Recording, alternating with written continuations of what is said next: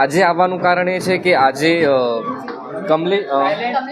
Kamleshwari charitable trust અને wonder woman એસોસિએશનના જે મિતાલીબેન શાહ છે અને જિજ્ઞાબેન વ્યાસ છે એમને આજે એક સરસ આયોજન કર્યું હતું કે દિવ્યાંગ બાળકોનું આજે સરસ કાર્યક્રમ હતો. તો બહુ ગમ્યું, તમે અમને ઇન્વાઇટ કર્યા અને એ લોકો એટલા ક્યુટ અને એટલા સરસ પરફોર્મ કરતા હતા, અમને જોઈને બહુ મજા પડી અને જસ્ટ એ જોઈને એમને લોકોને મળીને આવ્યા છે, અત્યારે બેઠા છે. બહુ thank you so much, thank you.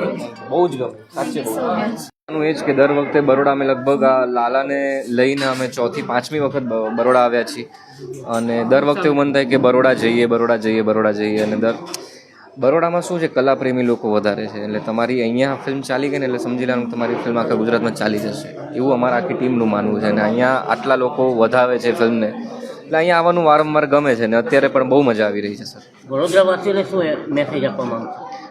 Message કરતાં પણ સર મારે થેન્ક યુ કહેવું છે દરેક વડોદરાવાસીઓને જેમને લાલો જોયું છે. થેન્ક યુ સો મચ કે તમે લોકોએ ફિલ્મ જોઈને આટલી વધાવીને હજુ તમે લોકોને મોકલી રહ્યા છો ને થિયેટર પેક કરી રહ્યા છો. Thank you so much. Lalo પિક્ચરનો એક ડાયલોગ થઈ ગયો, હું તને રસ્તો બતાડીશ પણ કર્મ તો તારે જ કરવા પડશે.